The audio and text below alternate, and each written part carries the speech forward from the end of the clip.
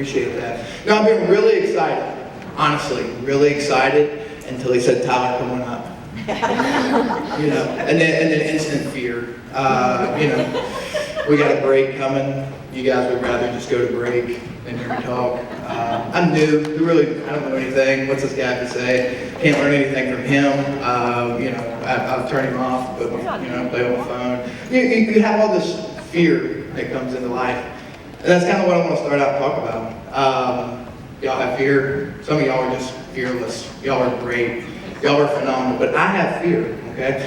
Start out my mornings, get in the car, drive out. I'm going to conquer the day. Pull in the first stop. Oh, man, I hope my buyer's here.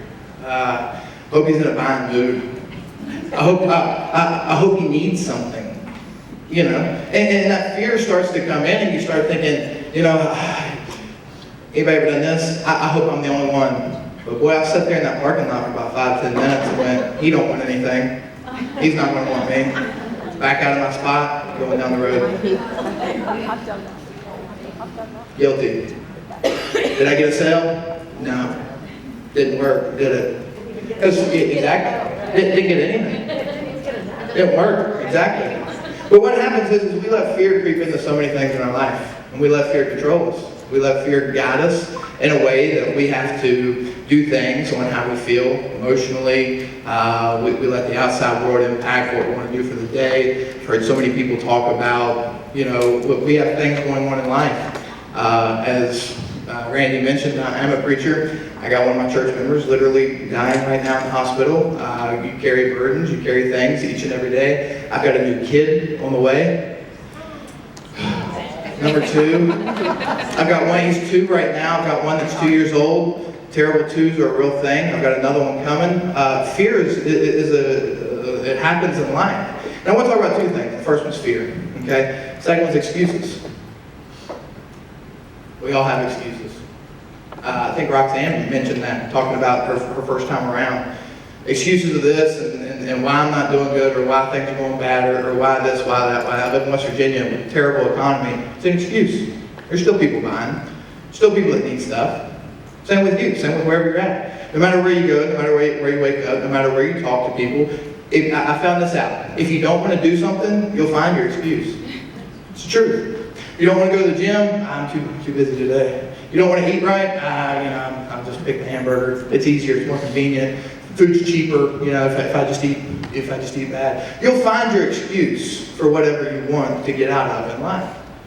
And so it's the same thing with this job. Same thing we're talking about. As you notice, I carried 3 phone books up here. You're going to have me cold call. So, no, I'm just kidding. Everybody, instant fear went across everybody's face right there. The thought is, I'll show you this one second. What sunk the Titanic? Iceberg?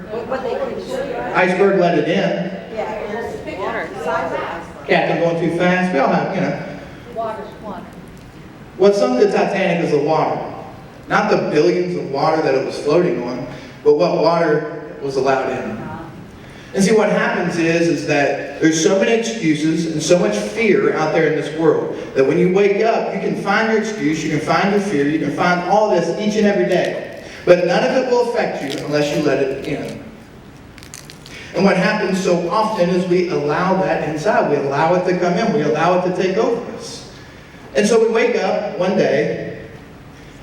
We haven't paid much attention. Everything's been great, but we've lost a couple customers. Things kind of took a little downturn. We haven't worked as hard. We built up to where we were comfortable.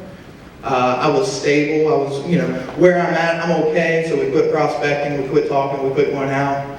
And then you wake up one day and, boy, nothing's in the pipeline. Nothing's out there. Nothing going forward. I was complacent. Water's the greatest thing in life. Water's what you need every day. But if water doesn't move, it becomes stagnant. And when water's stagnant, it'll kill you. And what happens is so many of us become stagnant in our jobs, in our careers, in our life. We've got to a place where we were comfortable. We got to a place where we were okay. We got to a place where everything was fine. And then we wake up one morning and we go, man, I'm not selling what I used to. I'm not living the way I used to. I'm not doing the things I used to. What happened? See, I brought this phone book. Anybody ever seen somebody rip a phone book? You're not going to today either. No, I'm just kidding. See, the thing with a phone book is that to rip a phone book, everybody always says, wow, you've got to be so strong to rip a phone book. I used to play football. I used to do things. I wasn't an All-American, but I did play. I'm an American, so we'll just count that. In order to rip a phone book, it's not something that is so huge in your life that all of a sudden everything crashes down. But it's all the little things. See, to rip that phone book, I ripped it one page at a time, but you guys didn't see that. And what happens with our career, what happens with our life, it's one decision at a time. It's one fear at a time. It's one excuse at a time. And it's all this just one, and it starts to add up. And then you wake up, what happened? What happened in my life?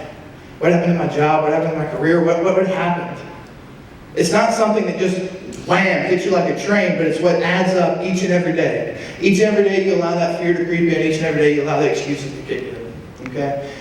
Randy mentioned that, Pastor. Proverbs 29:18 says, where there is no vision, the people perish. I was thinking about 2020. We look for 2020 vision. What is your vision? If you're not focused on the year, if you're not focused on tomorrow, but if you're not focused on today, if we don't have that vision, what's going to happen? If we're not focused on moving forward, then what's going to happen? If we focus on what we did last year, now yeah, you can live off of what you done last year for a little bit, but it ain't going to be there forever. I don't care how much we invest. It's still going to run out after a while, okay? So what we will do tomorrow, the greatest thing that's ever been said, it's not what you're doing, it's not what you done yesterday, it's what you're doing today. Help us to get up today. Help us to get up tomorrow.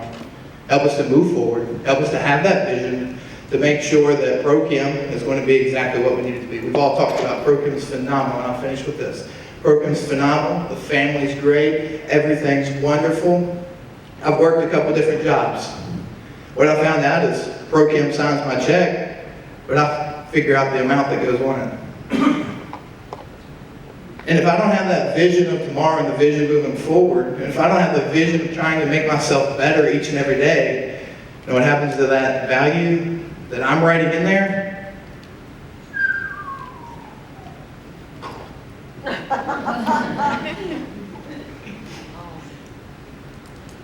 I've ripped it up. I've done it myself. We can find excuses to blame anybody we want. But you know your biggest enemy? The one you wake up and look at in the mirror each and every day. Thank you guys for your time. I really do appreciate it. Thank you.